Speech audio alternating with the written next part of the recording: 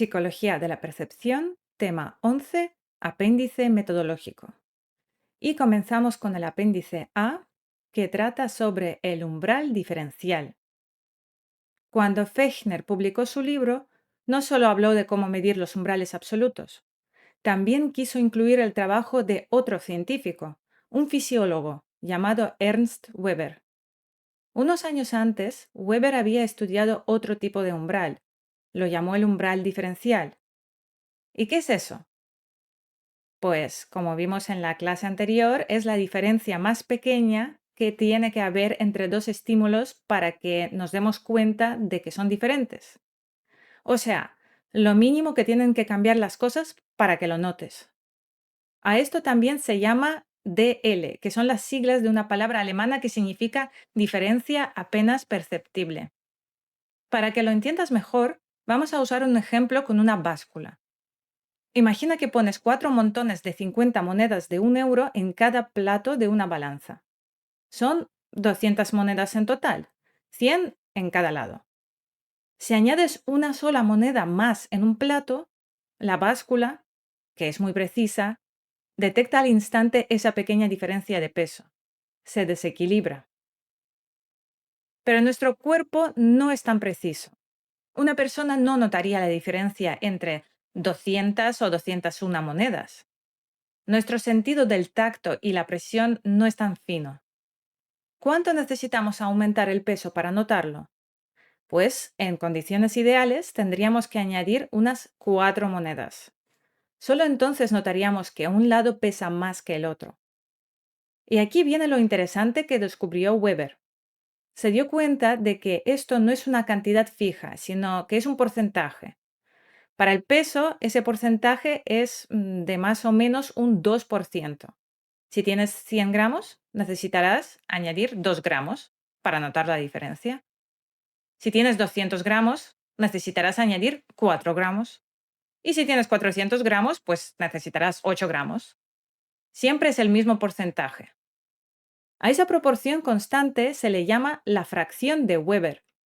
Y al principio general de que esta fracción se mantiene estable, lo llamamos la ley de Weber. Hoy sabemos que esta ley se cumple en la mayoría de los casos. Eso sí, siempre que el estímulo que estamos usando no sea demasiado débil, que no esté cerca del límite de lo que podemos percibir. Pero por lo general funciona bastante bien. Lo curioso es que cada sentido tiene su propia fracción de Weber. Para unas cosas somos muy sensibles a los cambios y para otras no tanto. Fíjate en la tabla A1. Ahí podemos ver algunos ejemplos. Por ejemplo, con una descarga eléctrica somos hipersensibles. Notamos un cambio de apenas el 1%. En cambio, con la luz necesitamos que la intensidad cambie un 8% para darnos cuenta. Y con el sabor salado, igual. Y aquí se acaba el apéndice A. ¿Veis qué fácil, qué rápido? Vamos con el siguiente, el apéndice B. Y trata de la estimación de magnitudes y la función potencial. ¿Recordáis cuando hablamos del experimento de estimación de magnitudes en el tema 1? Pues vamos a ver ahora qué resultados se obtienen con él. Fijaos en la figura B1. Aquí tenemos los resultados de un experimento sobre la percepción del brillo. A los participantes se les enseñaban luces con distintas intensidades y ellos tenían que asignar un número a lo brillantes que les parecían. El gráfico nos muestra algo muy curioso. Si la intensidad de la luz se duplica, no quiere decir que nosotros la veamos el doble de brillante. Por ejemplo, cuando la intensidad es baja, le asignamos un valor de 28. Si duplicamos esa intensidad, el valor que le damos no es 56 como sería de esperar, sino solo 36. Es como si nuestro cerebro comprimiera la sensación. A esto se le llama compresión de la respuesta. Es decir, compresión de la respuesta viene de comprimir la sensación. Pero no todos los sentidos funcionan igual. En ese mismo gráfico podemos ver dos ejemplos más. Uno es el de una descarga eléctrica en el dedo. Aquí la curva hace justo lo contrario, se dispara hacia arriba. O sea, si duplicamos la intensidad de la descarga, la sensación de dolor no se duplica, se multiplica muchísimo más. Si una descarga suave se siente como un 6, al duplicar su intensidad la sentimos como un 49. A esto se le llama expansión de la respuesta. ¿Veis? Expansión de la respuesta es como lo contrario de compresión de la respuesta. Y luego tenemos el ejemplo de la longitud de una línea. Aquí la relación es directa. Si una línea es el doble de larga, nosotros la vemos exactamente el doble de larga. La gráfica es una línea recta.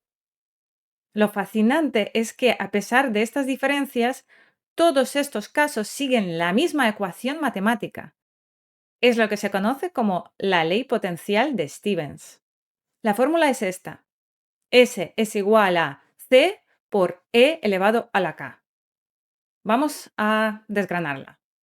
La S es la sensación que percibimos, lo que sentimos. La E es la intensidad física del estímulo, o sea, lo que podemos medir con un aparato. La C es una constante, un número que ajusta la escala, pero no es lo más importante ahora. Y la clave está en la K, que es el exponente. Esa letrita nos dice cómo se comporta cada sentido. Si la K es menor que 1, tenemos una compresión, como con la luz. La sensación crece, pero más despacio que el estímulo. Si la K es mayor que 1, tenemos una expansión, como con las descargas. La sensación se dispara.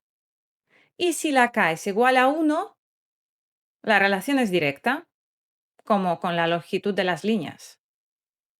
Pongamos un ejemplo numérico para que se vea claro. Imaginad un sentido con un exponente K igual a 2. Si la intensidad del estímulo es 10, la sensación sería, simplificando, 10 al cuadrado, es decir, 100. Si duplicamos la intensidad a 20, la sensación sería 20 al cuadrado, 400. Hemos cuadruplicado la sensación. Eso es una expansión. ¿Y por qué nuestros sentidos funcionan así? Pues porque es una cuestión de supervivencia. Nuestro cuerpo está adaptado para funcionar en el entorno en el que vivimos. Pensad en la visión. Estamos en una habitación leyendo un libro. De repente miramos por la ventana y vemos la calle, bañada por la luz del sol. La luz que llega de la calle es miles de veces más intensa que la que refleja la página del libro. Si nuestra vista funcionara con la relación directa, quedaríamos cegados al mirar por la ventana. Pero gracias a esa compresión de la respuesta, no es así. Vemos la calle más brillante, sí, pero no miles de veces más. El cerebro comprime esa información para que podamos manejarla. Además de esta compresión, el ojo tiene otro truco para no cegarse con luces muy intensas: la adaptación. Es un proceso que ajusta la sensibilidad del ojo según la cantidad de luz que hay. Pero eso ya lo veremos con más detalle en otro momento. Con el dolor pasa lo contrario. Las descargas eléctricas tienen un exponente altísimo, de 3,5. Eso significa que un pequeño aumento en la descarga se traduce en un aumento enorme del dolor. Y esto es una señal de alarma. El cuerpo nos está diciendo: alto, peligro, aléjate de ahí. Por eso, aunque la descarga sea débil, el dolor aumenta tan rápido que reaccionamos enseguida para apartarnos. Es un mecanismo de protección. Y esto ha sido todo del apéndice B. Y vamos a empezar con el apéndice C, que es el más largo de los tres. Trata de la teoría de detección de señales. ¿Os acordáis del método de los estímulos constantes que vimos en el capítulo 1? Con él podemos averiguar el umbral absoluto de una persona. Esa intensidad justa en la que acierta a decir sí, lo veo, en la mitad de las ocasiones. Pero, ¿de qué depende ese umbral? Bueno, está claro que la parte fisiológica importa mucho. Cómo funcionan los ojos, los oídos, el sistema nervioso de diferentes personas. Pero los investigadores se dieron cuenta de que no es lo único. que hay otras cosas, incluso más personales, que también pueden influir. Vamos a imaginar un experimento para entenderlo mejor. Queremos medir el umbral visual de dos amigas, Lucía y Carolina. Les enseñamos luces de distintas intensidades, al azar, y ellas solo tienen que decir sí si ven la luz o no si no la ven. Ahora bien, cada una se toma las instrucciones a su manera.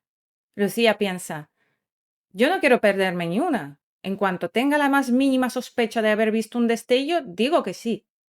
Es lo que llamamos una respondedora liberal. Carolina, en cambio, es más cautelosa. Piensa, yo hasta que no estoy completamente segura no voy a decir que he visto nada. Es una respondedora conservadora. Mirad la figura C1. Ahí están los resultados. Lucía, la liberal, dice sí muchísimas más veces que Carolina, la conservadora. Por lo tanto, si calculamos su umbral con el método tradicional, nos sale que el umbral de Lucía es más bajo. Parece que ve mejor que Carolina. Pero, ¿significa eso que sus ojos son más sensibles? ¿O simplemente es más atrevida dando sus respuestas? Puede que las dos tengan la misma capacidad visual, pero que una se anime a decir que sí antes que la otra, y ya está. A esta diferencia entre las personas la llamamos el criterio de respuesta. Lucía tiene un criterio liberal, Carolina tiene un criterio estricto o conservador. ¿Y esto es un problema? Pues depende de lo que queramos hacer. Si estamos estudiando a una sola persona o si estamos viendo cómo cambia su umbral con distintas luces de colores, no pasa nada. El criterio de respuesta es el mismo para todas sus mediciones. Tampoco es un gran problema si estudiamos a un grupo muy grande de gente y hacemos una media. Los distintos criterios se compensan unos con otros. El problema aparece cuando queremos comparar a dos personas directamente. Ahí la diferencia en sus criterios puede liar nuestros resultados. ¿Lucía es más sensible o solo más lanzada? Por suerte, hay una solución. Se llama la teoría de detección de señales, o TDS. Es un enfoque que nos permite separar estas dos cosas. Por un lado, la capacidad real del sentido, y por otro, el criterio personal de cada uno al responder. Vamos a ver primero cómo es un experimento típico de detección de señales, y luego entraremos en la teoría que hay detrás. Recordad que en el método de los estímulos constantes usamos muchas intensidades diferentes. Pues bien, en un experimento de detección de señales, solo usamos una intensidad. Y además es una intensidad muy baja, justo en el límite de lo que se puede escuchar. La otra diferencia importante es que en algunos ensayos no presentamos ningún estímulo. A veces hay tono y a veces no. Y el participante tiene que decir si lo ha oído o no. Vamos a poner a Lucía en esta situación. Hacemos 200 ensayos. En 100 de ellos sí que presentamos el tono. En los otros 100 no. Y todo mezclado al azar. ¿Qué resultados obtenemos con Lucía? Cuando sí presentamos el tono, ella dice sí en 90 ocasiones. A esto se le llama un acierto. Es cuando acierta diciendo que sí y el estímulo estaba ahí. Y luego ella también dice no en 10 ocasiones. Y esto se llama un fallo. El estímulo estaba, pero ella no lo ha detectado. ¿Y qué pasa cuando no presentamos el tono? Pues ella dice que sí en 40 ocasiones. ¡Ojo! Aquí dice que oye algo cuando no hay nada. Esto es una falsa alarma. Y ella también dice que no en 60 ocasiones. Y esto es un rechazo correcto. No hay estímulo y ella dice que no. Así que acierta. Rechazo correcto. Estos resultados tienen mucho sentido, ¿verdad? Como Lucía es una respondedora liberal, dice sí muy a menudo. Por eso tiene una tasa de aciertos alta, del 90%. Pero claro, como es tan lanzada, también tiene muchas falsas alarmas, un 40%. Si hiciéramos lo mismo con Carolina, la conservadora, los números serían muy distintos. Ella tendría menos aciertos, quizá un 60%. pero también muchas menos falsas alarmas, tal vez solo un 10%. Fijaos en una cosa importante. La teoría clásica de los umbrales no puede explicar estos resultados, porque esa teoría asume que si no hay estímulo, no hay respuesta. Pero aquí vemos que la gente dice sí aunque no haya estímulo. Eso pasa todo el tiempo. No es que se inventen las cosas, es que a veces tienen dudas y su criterio personal les empuja a responder de una manera u otra. Y ahora viene lo más interesante, la matriz de pagos. Y lo curioso es que podemos cambiar la forma de responder de Lucía y Carolina sin tocar para nada el volumen del tono. ¿Cómo? Pues jugando con su motivación. Usamos lo que se llama una matriz de pagos. Básicamente ponemos precio a sus respuestas. Imaginad que queremos que Carolina, la conservadora, se vuelva un poco más liberal. Le decimos que le vamos a dar dinero según lo que haga. Por ejemplo, por cada acierto gana 100 euros. Por cada rechazo correcto gana 10 euros. Por cada falsa alarma pierde 10 euros. Y por cada fallo pierde 10 euros. Pensad como Carolina. ¿Qué haríais vosotros? Pues está claro, si dices sí muchas veces, puedes ganar un montón de dinero con los aciertos. 100 euros por cada acierto.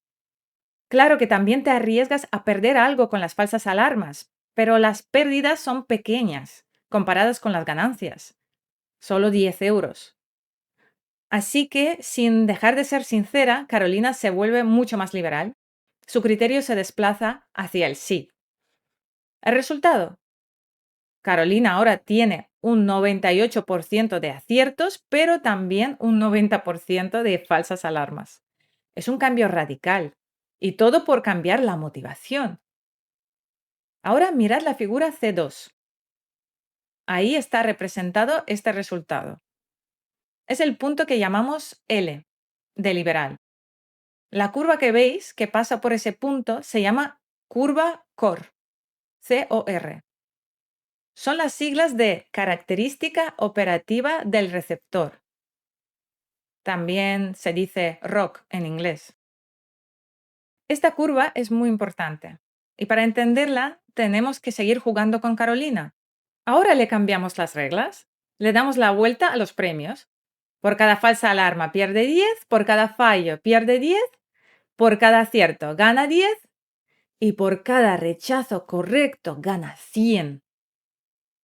Ahora la recompensa grande es por decir no cuando no hay tono. Así que Carolina se vuelve hiperconservadora. Solo dice sí si está absolutamente segura. Y el resultado es que tiene muy pocos aciertos, solo un 10%, y poquísimas falsas alarmas, un 1%. Ese es el punto C de conservador en la curva. Y ahora mira, Carolina ha ganado un montón de dinero en estos experimentos, pero aún acepta uno más. Esta vez con unas reglas neutrales. Acierto gana 10, rechazo correcto gana 10, falsa alarma pierde 10 y fallo pierde 10. Ahora no hay un incentivo claro hacia un lado u otro. El resultado es un punto intermedio, el N de neutral. Y entonces tiene un 75% de aciertos y un 20% de falsas alarmas. Fijaos bien en lo que hemos hecho. Hemos cambiado drásticamente las respuestas de Carolina, pero el estímulo, el tono, ha sido siempre el mismo. Solo hemos cambiado su criterio. Entonces, ¿qué nos dice la curva COR? Ahora viene lo más importante. Si hacemos exactamente los mismos experimentos con Lucía, obtenemos otros 3 puntos. El L', L apóstrofe de liberal, el N', neutral, y el C', conservador, de Lucía. ¿Y si los colocamos en la gráfica? ¿Dónde caen? Pues caen exactamente sobre la misma curva que los de Carolina. Mirad la figura otra vez.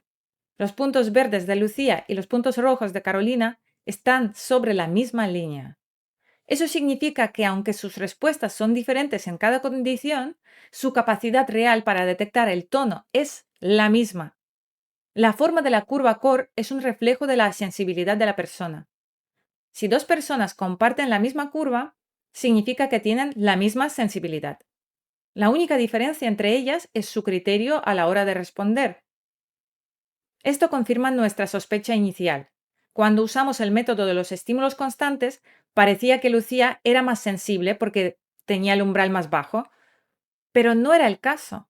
Era simplemente que tenía un criterio más liberal. En realidad, las dos oyen igual de bien. Entonces, ¿cuáles son las aplicaciones prácticas de esto? En los experimentos reales, no usamos cantidades de dinero tan disparatadas como estas, obviamente, pero el principio es el mismo. Cuando, por ejemplo, medimos la curva de sensibilidad espectral del ojo o la curva de audibilidad del oído, seguimos usando los métodos clásicos.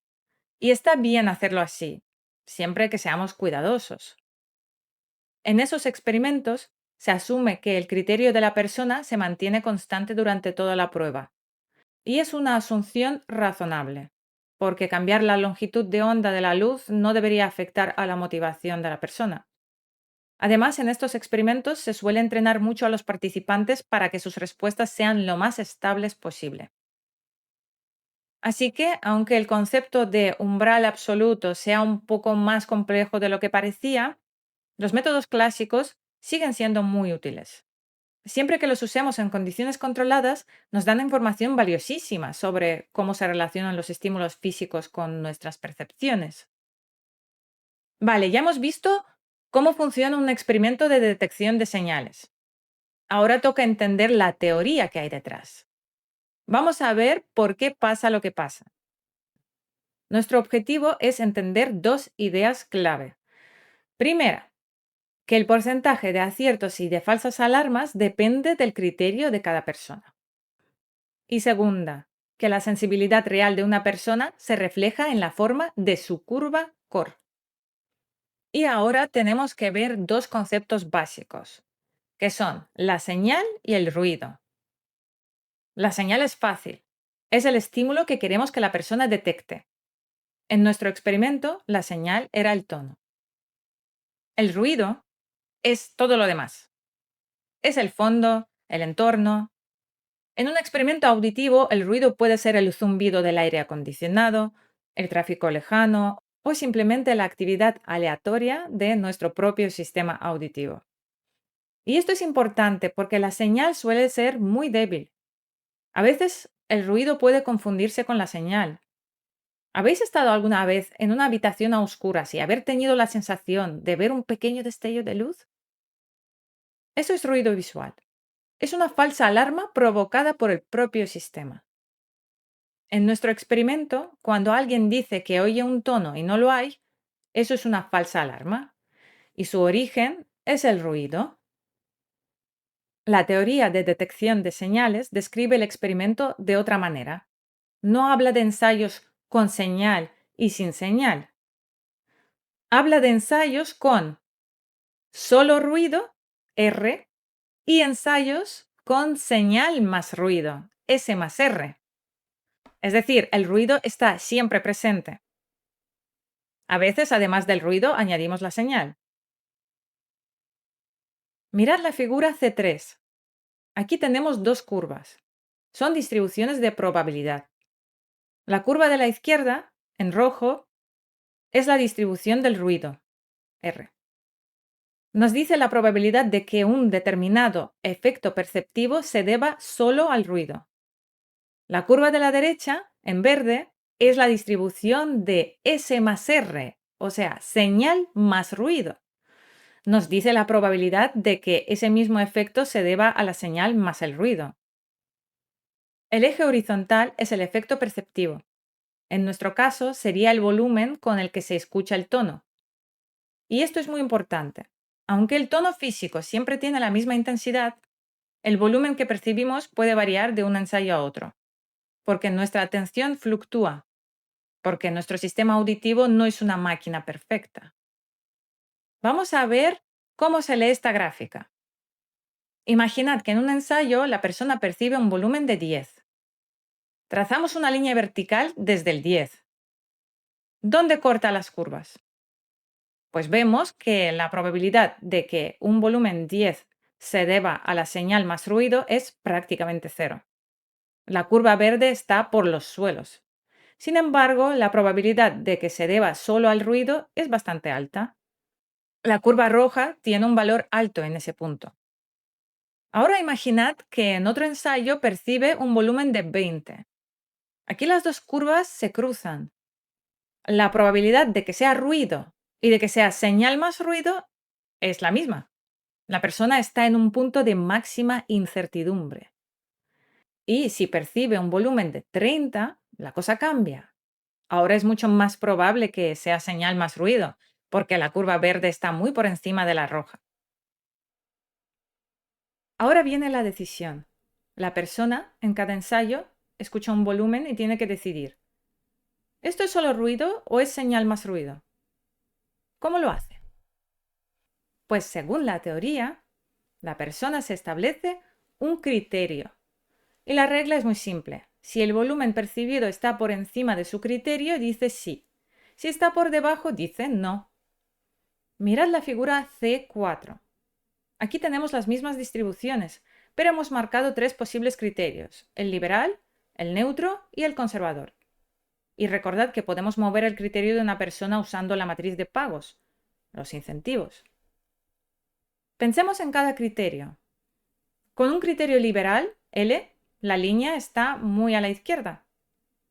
Cuando solo hay ruido, una gran parte de la curva roja queda a la derecha del criterio.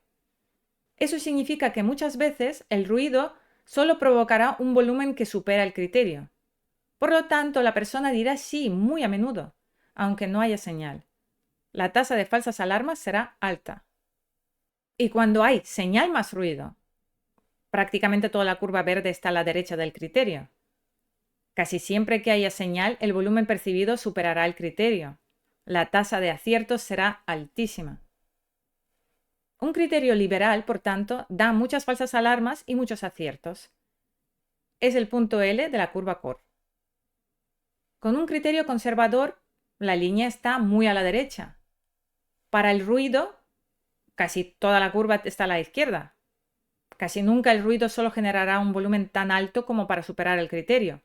Las falsas alarmas serán muy bajas. Para la señal más ruido, solo una pequeña parte de la curva verde queda a la derecha.